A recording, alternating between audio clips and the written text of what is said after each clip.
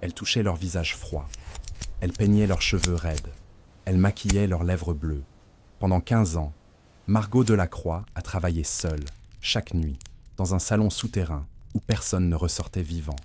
Les morts arrivaient défigurés, brisés, méconnaissables. Elle les rendait beaux, trop beaux. Un soir, elle a ouvert les yeux d'un cadavre par erreur. Ce qu'elle a vu à l'intérieur a tout changé. Cette femme cachait quelque chose dans ce salon, quelque chose que Paris a enterré avec elle. Si tu veux connaître la vérité, reste jusqu'à la fin.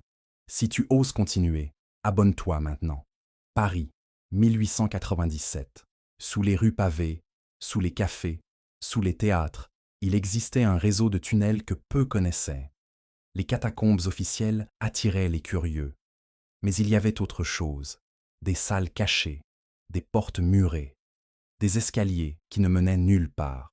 C'est dans l'une de ces salles oubliées que Margot Delacroix exerçait son métier, thanatopractrice. Elle préparait les morts pour leurs derniers adieux, seule, la nuit, loin des regards. Son salon n'avait pas de fenêtre, pas de registre officiel, pas de nom sur une plaque, juste une porte en bois et une lampe à huile. Les familles venaient m'en frapper 3 coups. Elle ouvrait. Ils déposèrent le corps. Elle travaillait jusqu'à l'aube. Certains disaient qu'elle avait un don. D'autres murmuraient qu'elle parlait aux défunts, mais personne ne restait assez longtemps pour vérifier.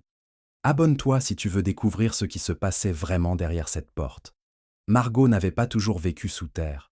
Enfant, elle vivait dans le Marais, dans une maison étroite où sa mère cousait des robes pour les bourgeoises. Son père était croque-mort. C'est lui qui lui avait appris. Pas les gestes tendres, les gestes techniques. Comment laver un corps, comment fermer une bouche, comment cacher une blessure. À 12 ans, elle accompagnait déjà son père dans les morgues. Elle ne pleurait jamais. Elle observait. Elle apprenait. Les autres enfants jouaient dans les ruelles. Elle redessinait des visages. À 16 ans, son père est mort d'une pneumonie. Sa mère a sombré dans le silence. Margot s'est retrouvée seule avec un savoir-faire rare et une clientèle fantôme. Elle a vendu la maison. Elle a cherché un endroit discret, loin des morgues officielles, loin des regards. C'est un fossoyeur qui lui a parlé des catacombes interdites, des salles scellées depuis des décennies, des endroits où même les ouvriers municipaux ne descendaient plus. Il lui a donné une clé rouillée et une carte griffonnée. En échange, elle devait préparer sa femme gratuitement quand le moment viendrait. Margot a accepté. Elle est descendue un matin de mars. L'escalier était humide. Les murs suintaient. Elle a traversé 3 galeries avant de trouver la porte. Une petite salle carrée, 4 mètres sur 4. Un plafond bas. Des murs en pierre nue. Parfait. Elle a installé une table en bois massif. Un miroir, des bougies, des flacons, un tabouret.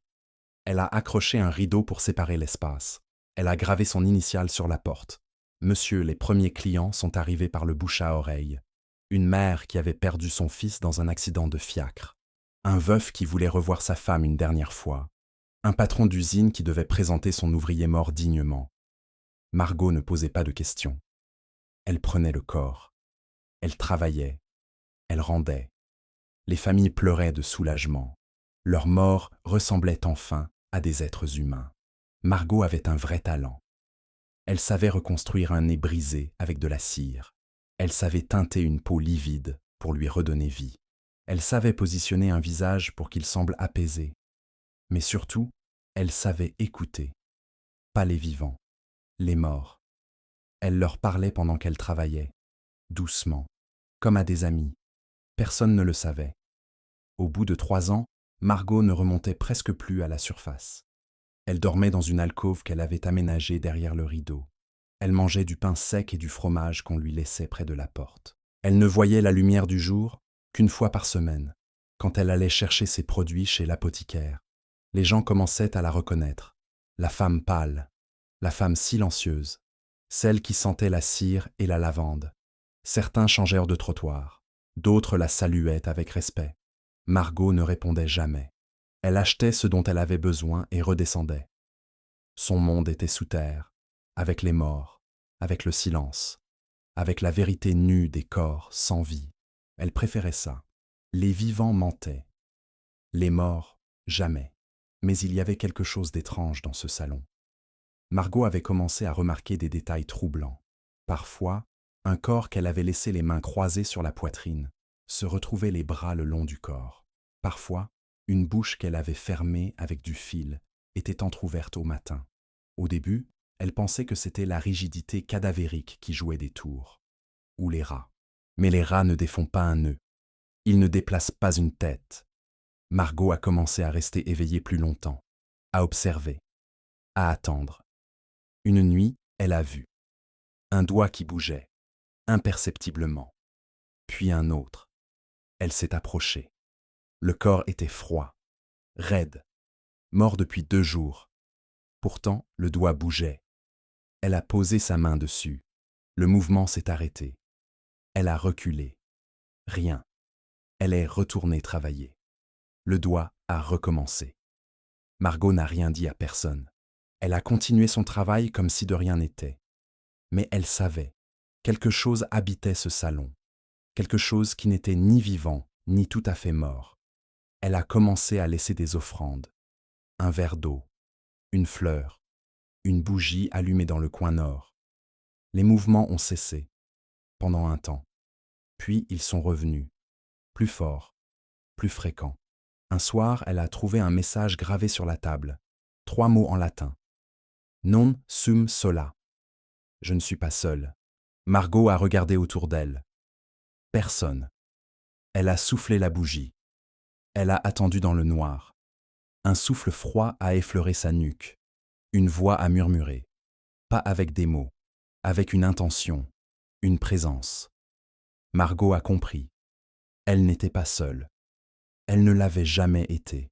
Les semaines suivantes ont été étranges. Margot a commencé à entendre des voix pendant qu'elle travaillait. Pas des hallucinations, des voix claires, distinctes. Elles lui donnaient des informations. Le nom d'un assassin, l'emplacement d'un bijou volé, la vérité sur une mort suspecte. Au début, Margot ignorait ces voix. Puis elle a testé. Elle a transmis une information à une veuve, discrètement.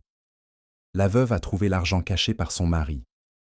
Elle est revenue remercier Margot, avec une bourse pleine. Margot a compris qu'elle avait un pouvoir, un accès. Les morts lui parlaient.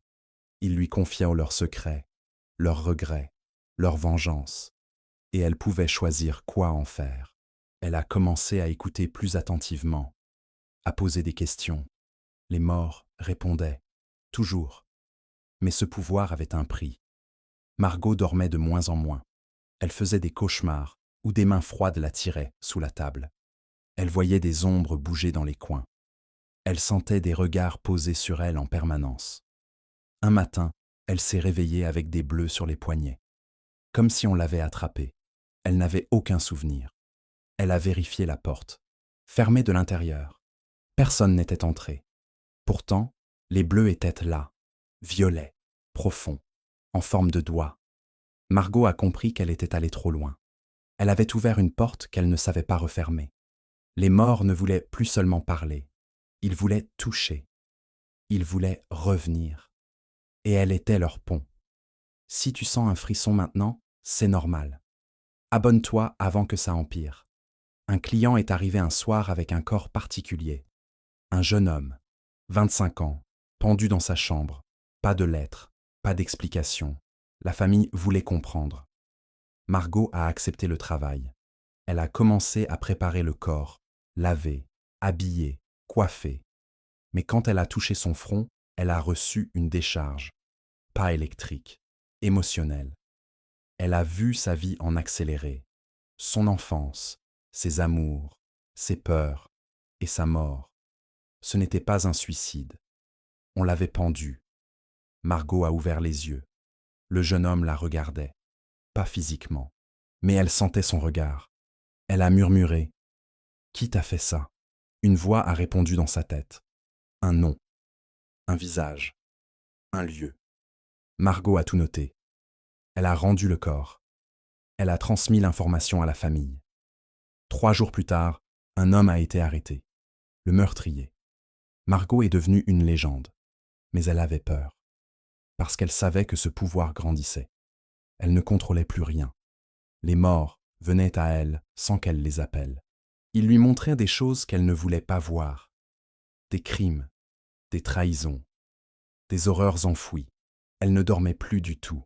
Elle restait assise dans le noir, les yeux ouverts, attendant que l'aube arrive. Elle avait perdu du poids. Ses mains tremblaient. Ses yeux étaient cernés de noir. Les clients commençaient à avoir peur d'elle. Mais ils continuaient à venir. Parce qu'elle était la meilleure. Parce qu'elle savait des choses. Parce qu'elle était devenue bien plus qu'une thanatopractrice. Elle était devenue une passerelle entre deux mondes. Et cette passerelle commençait à se fissurer. Un matin de novembre, Margot a reçu une visite inhabituelle. Un homme en costume noir, chapeau melon, canne à pommeau d'argent. Il n'avait pas de corps avec lui. Il voulait parler. Margot a hésité. Elle ne recevait jamais personne sans cadavre. Mais l'homme a insisté. Il a posé une bourse lourde sur la table. Margot a ouvert la porte. L'homme est entré. Il s'est présenté. Inspecteur Julien Marchand, brigade criminelle. Il enquêtait sur une série de morts suspectes, toutes liées à des personnes qui étaient passées par le salon de Margot. Il voulait savoir ce qu'elle savait. Margot a répondu qu'elle ne savait rien. L'inspecteur a souri. Il ne la croyait pas. Il a sorti une liste. 12 noms, 12 corps qu'elle avait préparés, 12 affaires résolues grâce à des informations anonymes. Margot est restée silencieuse. L'inspecteur a marché dans le salon.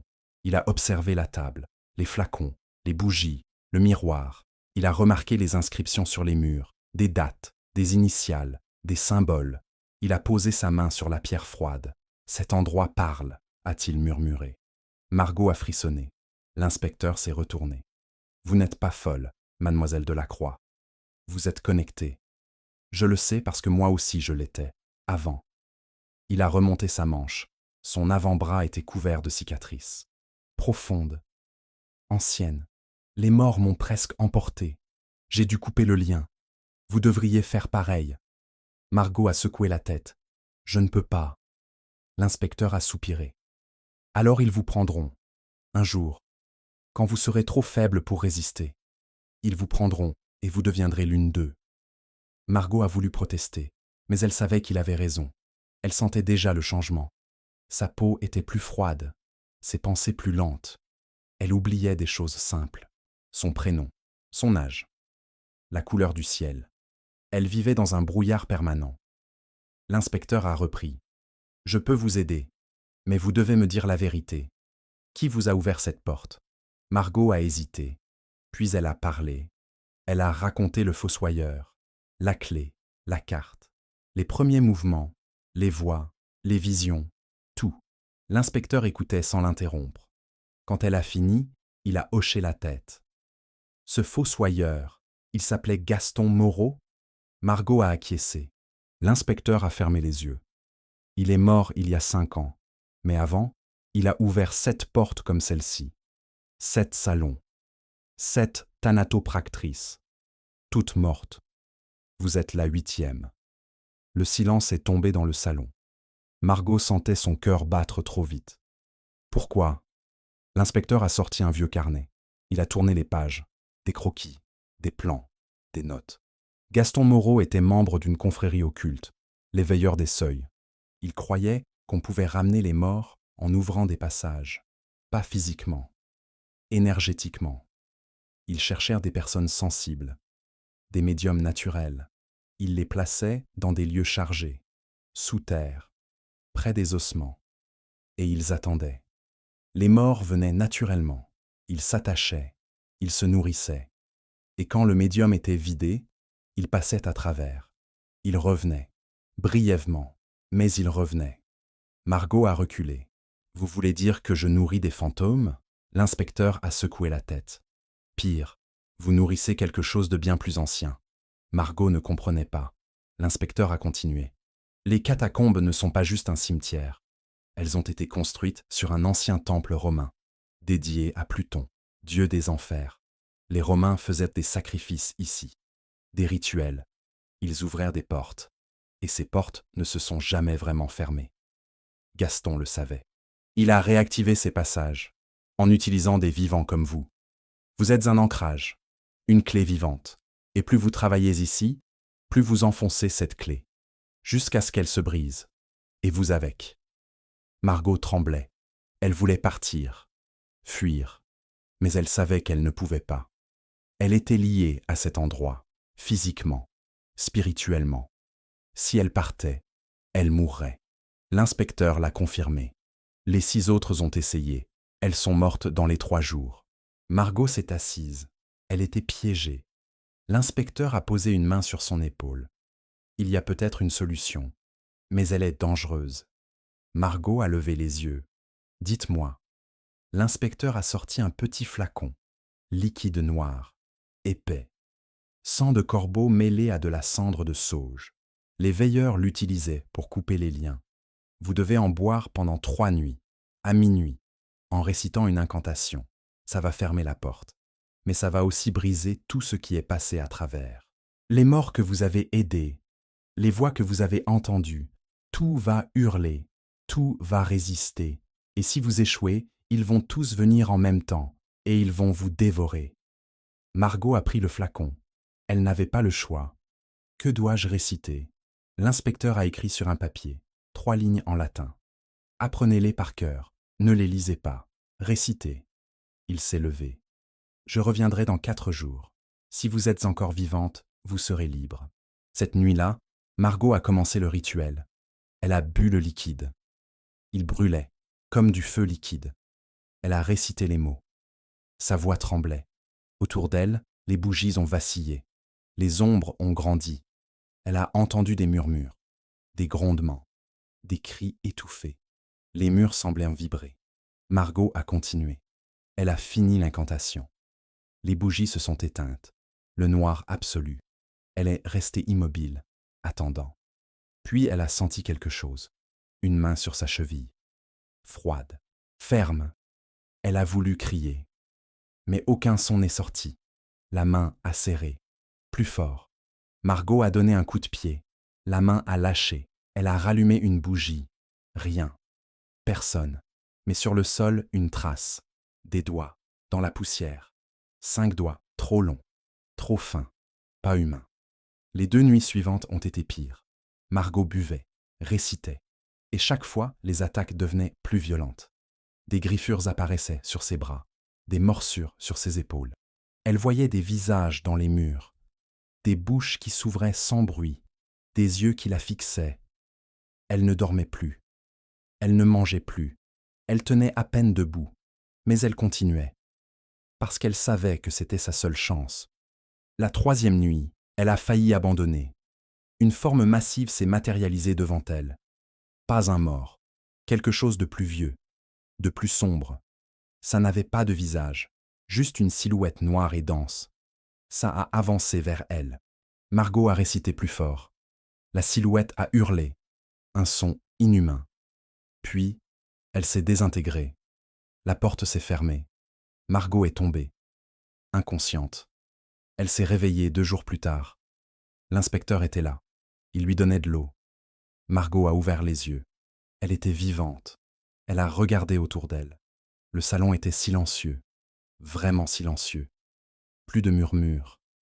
Plus de présence. Juste elle. L'inspecteur a souri. Vous avez réussi. Margot a essayé de parler. Sa voix était faible. C'est fini? L'inspecteur a hoché la tête. C'est fini. Vous êtes libre. Margot a pleuré, pour la première fois depuis des années. Elle pleurait, de soulagement, de douleur, de perte, parce qu'elle avait perdu quelque chose aussi, une partie d'elle, une connexion. Elle ne savait pas si c'était une bonne chose, mais elle était vivante. C'était tout ce qui comptait. Si tu veux savoir ce qui arrive après, reste avec moi, et abonne-toi si ce n'est pas déjà fait. Margot a quitté le salon le lendemain. Elle a emporté ses affaires, ses flacons, ses outils. Elle a laissé la table, le miroir, les bougies. Elle a refermé la porte. Elle a donné la clé à l'inspecteur. Scellé cet endroit, pour toujours. L'inspecteur a promis. Il a fait venir des maçons. Ils ont muré la porte. Ils ont gravé un symbole de protection. Margot a regardé une dernière fois, puis elle est remontée. Elle a vu la lumière du jour. Elle a respiré l'air frais. Elle a marché dans les rues de Paris, libre, seule, vivante, mais différente. Elle portait les marques, les cicatrices, les souvenirs. Elle ne serait plus jamais la même. Et quelque part, sous la ville, dans le noir, quelque chose attendait, quelque chose qui n'avait pas oublié, quelque chose qui attendrait toujours. Margot a loué une petite chambre dans le quartier de Montmartre, loin des catacombes, loin du passé. Elle voulait recommencer, vivre normalement, trouver un travail honnête, peut-être même sourire à nouveau. Les premières semaines ont été étranges. Elle ne savait plus comment vivre en surface. Le bruit des fiacres la faisait sursauter. Les foules l'étouffaient. La lumière du jour lui donnait des migraines. Elle restait enfermée la plupart du temps. Elle lisait, elle dessinait, elle essayait d'oublier. Mais le silence la hantait. Non pas le silence extérieur, le silence intérieur. Plus de voix, plus de présence. Elle était seule dans sa propre tête. Et cette solitude était insupportable. Elle avait vécu 15 ans connectée aux morts. Maintenant, elle était coupée de tout. Elle se sentait vide. Un jour, elle a croisé une ancienne cliente dans la rue. La femme l'a reconnue. Elle a traversé pour lui parler. « Mademoiselle Delacroix, je vous cherchais. Mon père est décédé hier. J'ai besoin de vos services. » Margot a secoué la tête. « Je ne fais plus ce travail. » La femme a insisté. « Je vous en prie. Vous êtes la seule en qui j'ai confiance. Je paierai double. » Margot a refusé à nouveau. Mais la femme a commencé à pleurer. Margot a senti quelque chose se briser en elle. Une fissure. Elle a accepté. Juste une fois. Pour aider. La femme l'a emmenée chez elle. Le corps était dans le salon. Un vieil homme. Paisible. Margot a commencé à travailler. Les gestes lui revenaient naturellement. Laveur, habillé, coiffé. Mais quand elle a touché son front, rien. Aucune vision. Aucune voix. Juste un corps froid. Elle a terminé le travail. La femme était satisfaite. Margot est repartie. En larmes. Elle a réalisé qu'elle avait perdu plus qu'une connexion. Elle avait perdu son identité, son but, son don. Elle n'était plus qu'une femme ordinaire, avec des compétences techniques. Elle pouvait préparer des morts, mais elle ne pouvait plus les comprendre. Elle ne pouvait plus les aider. Elle était devenue inutile. Cette pensée l'a dévastée. Elle a passé des jours allongée dans sa chambre, sans manger, sans bouger. Elle fixait le plafond. Elle se demandait si elle avait fait le bon choix, si survivre valait vraiment le prix qu'elle avait payé. Elle se demandait si elle n'aurait pas dû rester dans le salon, accepter son destin, devenir ce qu'elle devait devenir. Au moins, elle aurait eu un sens, une raison d'exister. Maintenant, elle n'avait rien. L'inspecteur Marchand lui a rendu visite un soir. Il a frappé à sa porte. Margot a ouvert. Il a vu son état. « Vous ne mangez pas. » Ce n'était pas une question. Margot a haussé les épaules. Il est entré. Il a posé un panier sur la table. Du pain, du fromage, des fruits. « Vous devez reprendre des forces. » Margot s'est assise. Pourquoi faire? L'inspecteur s'est assis en face d'elle. Pour vivre. Margot a ri amèrement. Je ne sais plus ce que ça veut dire. L'inspecteur a posé sa main sur la sienne. Je comprends. J'ai vécu la même chose. Après avoir coupé le lien, j'ai voulu mourir. Pendant des mois. Parce que j'avais l'impression d'avoir perdu une partie de mon âme. Mais j'ai appris quelque chose. On ne perd jamais vraiment ce qu'on a été. On le transforme. Vous n'êtes plus une passerelle, mais vous êtes encore Margot. Vous avez encore des mains, un cœur, une vie. Margot a écouté. Elle voulait le croire. Mais elle ne savait pas comment. L'inspecteur a continué. J'ai une proposition. Je travaille sur une affaire, une série de meurtres. Les corps sont mutilés, défigurés. Personne ne peut les identifier. J'ai besoin de quelqu'un qui sait reconstruire un visage. Quelqu'un qui a votre talent. Pas vos dons, votre talent. Margot a levé les yeux. Vous voulez que je travaille pour la police? L'inspecteur a hoché la tête. Je veux que vous redonniez une identité à ces morts. Pas pour parler avec eux, juste pour leur rendre leur dignité. C'est important aussi. Margot a réfléchi.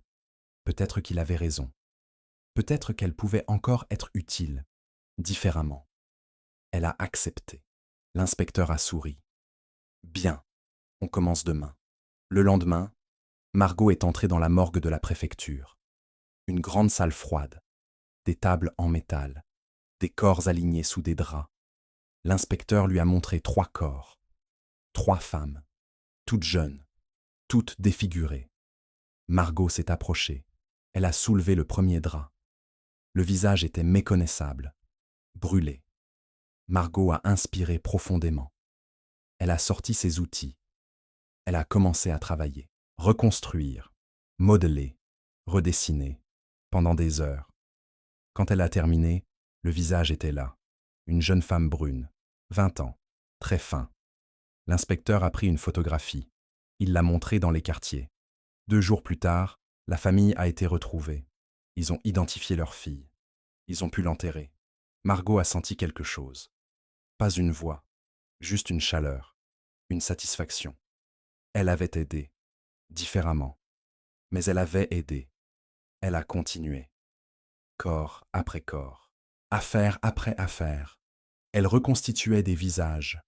Elle redonnait des noms, des histoires, des familles. Elle travaillait avec la police, avec les juges, avec les journalistes.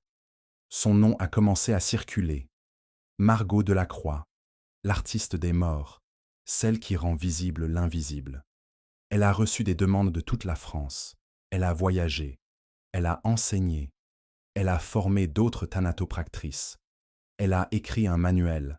Elle est devenue une référence, une pionnière. Mais elle n'a jamais oublié, jamais parlé du salon, jamais révélé ce qu'elle avait vécu. C'était son secret, son fardeau, sa cicatrice invisible. Et elle l'a porté jusqu'à la fin. Si tu veux savoir comment tout ça se termine vraiment, abonne-toi maintenant. Parce que la fin est proche. Et elle est troublante. Mais quelque chose a changé 6 mois après avoir quitté le salon. Margot a commencé à faire des rêves. Toujours le même. Elle était de retour sous terre, dans le salon. Mais elle n'était pas seule. Il y avait une femme assise sur la table, de dos, cheveux longs, robe blanche. La femme ne bougeait pas. Margot s'approchait lentement. Elle touchait son épaule. La femme se retournait. C'était elle. Margot voyait son propre visage. Mais les yeux étaient vides, noirs, profonds, et la bouche s'ouvrait. Un murmure sortait. « Tu as fermé la mauvaise porte. » Margot se réveillait en sueur. Chaque nuit, le même rêve, la même phrase. Elle a essayé de l'ignorer. Mais le rêve devenait plus intense, plus réel. Elle sentait l'odeur de la cire, l'humidité des murs, le froid de la pierre. Un matin, elle s'est réveillée avec de la terre sous ses ongles. Elle n'était pas sortie de la nuit. Elle a compris. Quelque chose n'était pas terminé. Quelque chose l'appelait encore. Elle est retournée voir l'inspecteur. Elle lui a raconté les rêves, la terre, les sensations. L'inspecteur a pâli. « Vous ne devriez pas y retourner. » Margot a secoué la tête. « Je ne veux pas, mais je crois que je n'ai pas le choix. » L'inspecteur a réfléchi. Les maçons ont scellé la porte, mais ils n'ont rien fait à l'intérieur. Si quelque chose est resté piégé là-dedans, ils cherchent une sortie, et vous êtes le lien le plus fort. Même coupé, il reste une trace, une empreinte. Margot a frissonné. Que dois-je faire ? L'inspecteur a sorti une clé. J'ai gardé une clé de secours, au cas où. Si vous devez y retourner, je viens avec vous. Mais on finit le travail. Complètement. On détruit tout ce qui reste. Margot a accepté. Ils sont partis le soir même. Ils sont descendus dans les catacombes. Les tunnels étaient déserts. L'inspecteur portait une lanterne. Margot suivait. Ses pas résonnaient. Ils ont marché 20 minutes, puis ils sont arrivés. Le mur était intact, pierres empilées, symboles gravés. L'inspecteur a posé sa main dessus. « Vous sentez quelque chose ?» Margot s'est approchée. Elle a touché la pierre. Une chaleur, pulsante, vivante. Il y a quelque chose derrière. L'inspecteur a hoché la tête. Alors on ouvre, mais prudemment. Il a commencé à retirer les pierres. Une par une. Margot l'aidait. Après 1 heure, un trou apparaissait, assez large pour passer. L'inspecteur a levé la lanterne. Ils ont regardé à l'intérieur. Le salon était intact. Table, miroir, bougies. Mais il y avait quelque chose de nouveau. Sur la table, un corps. couvert d'un drap blanc. Margot est entrée la première.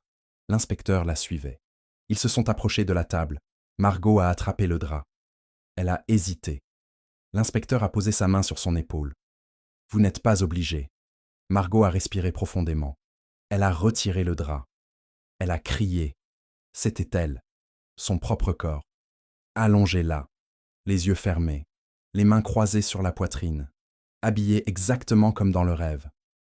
L'inspecteur a reculé. C'est impossible. Margot tremblait. Elle s'est approchée. Elle a touché le visage.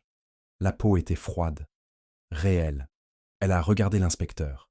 Comment c'est possible? L'inspecteur regardait autour de lui. Ce n'est pas vous. C'est une projection. Une illusion créée par ce qui reste ici. Ça veut vous faire croire que vous êtes morte, que vous appartenez à cet endroit. Margot a regardé à nouveau le corps. Puis elle a compris. Ce n'était pas une illusion. C'était un avertissement, une prémonition.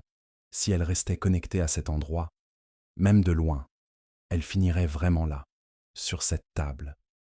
Morte, seule. Elle a reculé. On doit brûler cet endroit, tout détruire. L'inspecteur a acquiescé. Il a sorti une bouteille d'alcool. Il a commencé à en verser partout. Sur la table, sur les murs, sur le sol. Margot a pris une bougie. Elle l'a allumée.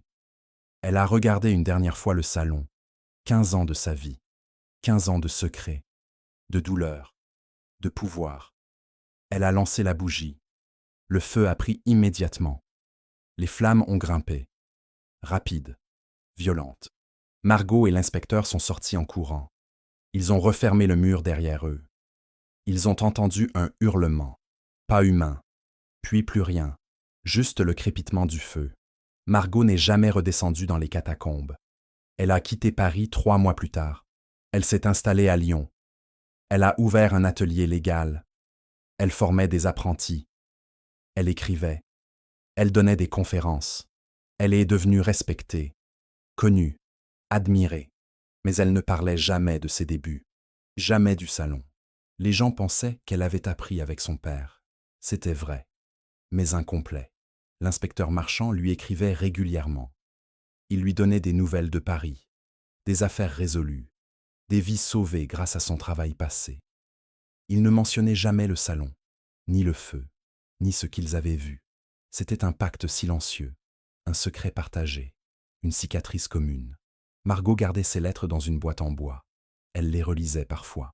Les soirs où elle se sentait seule, les soirs où elle doutait. Un jour de printemps 1912, une jeune femme est venue frapper à sa porte. Elle s'appelait Céleste. 22 ans, cheveux roux, yeux verts. Elle voulait devenir thanatopractrice. Margot lui a posé des questions. Pourquoi ce métier? Céleste a répondu simplement. J'entends les morts. Depuis toujours. Je croyais être folle. Puis j'ai entendu parler de vous, de votre talent, de votre réputation. Je me suis dit que peut-être, vous comprendriez. Margot a senti son cœur se serrer. Elle voyait son reflet dans cette jeune femme. La même sensibilité, le même fardeau, le même besoin de sens. Elle a hésité, puis elle a accepté. Je vais vous former, mais à une condition. Vous ne travaillerez jamais seul, jamais sous terre, jamais dans un lieu isolé. Vous resterez toujours en surface, en lumière, entouré. Céleste a accepté sans comprendre. Margot savait qu'un jour, elle comprendrait. Les années ont passé. Margot a formé 12 apprentis, toutes sensibles, toutes douées, toutes protégées. Elle leur enseignait la technique, mais aussi la prudence. Elle leur parlait des limites, des dangers. Elle ne racontait jamais son histoire, mais elle leur faisait promettre de ne jamais travailler dans les catacombes, de ne jamais accepter d'offres suspectes, de ne jamais ouvrir de portes qu'elle ne pourrait refermer. Certaines comprenaient, d'autres pensaient qu'elle était superstitieuse, mais toutes respectèrent sa règle. Margot est devenue une figure maternelle, une gardienne. Elle protégeait ces jeunes femmes d'un danger qu'elles ne connaissaient pas. Et elle dormait mieux ainsi, parce qu'elle savait qu'elle empêchait d'autres salons de s'ouvrir, d'autres tragédies de se répéter. C'était sa rédemption silencieuse. En 1918, la guerre a tout changé. Les morts affluaient, par milliers. Les morgues débordaient. Margot et ses apprentis travaillaient jour et nuit. Elles reconstituaient des visages déchiquetés. Elles identifiaient des soldats. Elles rendèrent des fils à leur mère. C'était épuisant, traumatisant, mais nécessaire. Margot a tenu bon. Elle dirigeait ses équipes avec fermeté et compassion. Elle ne laissait personne s'effondrer. Elle était devenue forte, vraiment forte. Plus de fantômes, plus de voix, juste du travail. Dur, réel, utile. Elle avait trouvé sa paix dans l'action, dans le service, dans la vie, pas dans la mort. C'était son triomphe final. Elle avait traversé l'enfer, et elle en était ressortie humaine, entière, vivante. Si tu es arrivé jusqu'ici, tu mérites de connaître la fin. Abonne-toi pour ne rien rater d'autre. Mais la guerre a ramené quelque chose d'inattendu. Un soir de novembre, un soldat blessé a été amené à l'hôpital où Margot consultait. Il délirait. Il parlait d'une femme sous terre, d'un salon, de bougies. Margot s'est approchée. Elle a écouté. Le soldat décrivait exactement son ancien salon, dans les moindres détails. La table, le miroir, les inscriptions. Margot a senti son sang se glacer. « Où avez-vous vu ça ?» Le soldat a ouvert les yeux. « Dans les tranchées, sous Verdun. On a creusé. On est tombé sur un tunnel. Il y avait une porte. On l'a ouverte. Il y avait une pièce, comme celle que je décris, et une femme, morte, assise sur une chaise. Elle nous regardait. Ses yeux étaient ouverts, noirs. On a refermé. On a fui. Mais elle me suit. Je la vois partout. » Le soldat est mort 2 heures plus tard, d'une crise cardiaque. Margot est restée figée. Les veilleurs avaient ouvert d'autres portes, partout en France, peut-être en Europe. Et ces portes étaient encore actives. Margot a écrit à l'inspecteur Marchand. Elle lui a raconté ce qu'elle avait entendu. L'inspecteur a répondu 3 semaines plus tard. J'ai mené une enquête discrète. Il y a eu 7 cas similaires. 7 soldats qui ont décrit des salons souterrains, avec des corps, des présences. Tous sont morts dans les semaines suivantes. Cause inexpliquée. Je pense que la guerre a réveillé ces lieux. Les bombardements, les vibrations, l'énergie de la mort massive. Tout ça a réactivé les passages. Je ne sais pas comment les refermer tous. Mais je vais essayer. Continuez votre travail. Protégez vos apprentis. C'est tout ce qu'on peut faire. Margot a compris qu'elle ne pourrait jamais vraiment échapper à ce passé. Il ferait toujours partie d'elle, de son histoire, de son héritage. Mais elle pouvait choisir comment y répondre. Pas avec la peur, avec la vigilance, avec la transmission, avec l'amour. Elle a rassemblé ses 12 apprentis. Elle leur a tout raconté. Pour la première fois. Son père, le fossoyeur, la clé, le salon, les voix, les morts, les veilleurs, le rituel, le feu. Tout. Les jeunes femmes ont écouté en silence. Certaines pleuraient, d'autres tremblaient, mais toutes comprenaient enfin. Pourquoi les règles? Pourquoi la prudence? Pourquoi Margot insistait tant? Quand elle a fini, Céleste a pris la parole. Vous nous avez sauvés, sans qu'on le sache. Vous avez porté ce fardeau seul pour nous protéger. On ne vous remerciera jamais assez. Les autres ont acquiescé. Margot a souri. Elle se sentait légère, libérée. Elle avait enfin partagé son secret. Et elle n'était plus seule. Elle avait une famille, une vraie, faite de femmes fortes, conscientes, préparées. Ensemble, elles pouvaient affronter n'importe quoi. Margot Delacroix est morte en 1954, à 82 ans, dans son sommeil, entourée de ses apprentis devenus maîtres. Elle a été enterrée à Lyon, loin de Paris, loin des catacombes. Sa tombe est simple, juste son nom, ses dates et une phrase. Elle rendait les morts plus beaux, mais ceux qui savaient lisaient autre chose. Elle a fermé les portes que d'autres avaient ouvertes, et ses apprentis ont continué son œuvre. Elles ont formé d'autres générations. Elles ont transmis les règles, les protections, les savoirs. Et aujourd'hui encore, dans certaines écoles de thanatologie en France, on enseigne les méthodes Delacroix, sans savoir vraiment d'où elles viennent, sans connaître le prix qu'elles ont coûté. Mais elles sauvent des vies, silencieusement, invisiblement. C'est l'héritage de Margot, un héritage de lumière né des ténèbres. Mais il reste une question. Est-ce que toutes les portes ont été fermées? L'inspecteur Marchand a disparu en 1920, en mission dans les souterrains de Reims. On n'a jamais retrouvé son corps, juste son carnet, avec une dernière note. J'ai trouvé la porte mère, celle qui contrôle toutes les autres. Je vais la sceller. Si je ne ressors pas, brûlez ce carnet, ne cherchez pas. Le carnet a été brûlé, mais des rumeurs persistent, des thanatopractrices qui entendent des voix, des salons où les morts bougent, des catacombes où on entend des murmures. Peut-être que certaines portes ne peuvent jamais vraiment se fermer. Peut-être qu'elles attendent juste, dans le noir, sous nos pieds, que quelqu'un d'assez sensible, d'assez curieux, d'assez fou tourne la clé et recommence tout. C'est pour ça que cette histoire doit être racontée. Encore et encore, pour que personne n'oublie, pour que personne ne répète les erreurs du passé. Et toi qui as écouté jusqu'au bout, souviens-toi, si un jour on te propose de travailler dans un lieu souterrain, si on te donne une clé rouillée et une carte griffonnée, si on te dit que tu es spécial, que tu as un don, refuse, cours, ne te retourne pas, parce que certaines portes ne devraient jamais s'ouvrir. Certaines vérités ne devraient jamais être découvertes, et certains salons ne devraient jamais accueillir les vivants. Margot l'a appris à ses dépens. Elle a survécu, mais elle a payé toute sa vie. Ne fais pas la même erreur. Vis en lumière, reste en surface, protège-toi. Et si jamais tu entends des voix dans le silence, si jamais tu sens une présence dans le noir, si jamais tu vois une porte qui n'existait pas avant, pars, immédiatement, parce que les morts n'oublient jamais, et ils attendent toujours, toujours. Voilà la vérité sur le salon des catacombes. Voilà ce que Margot Delacroix a vécu, ce qu'elle a caché, ce qu'elle a transmis. Cette histoire est vraie dans son essence. Les veilleurs des seuils, les salons souterrains ont existé. Les thanatopractrices disparues sont documentées. Mais personne n'a jamais parlé.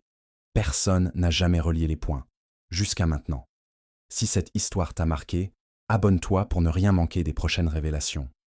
Partage cette vidéo avec ceux qui osent connaître la vérité. Commente ci-dessous si tu as déjà ressenti une présence inexplicable. Et surtout, reste vigilant, parce que les portes existent toujours. Et elles attendent, dans le noir. Sous tes pieds. À bientôt pour une nouvelle histoire, si tu survis jusque-là.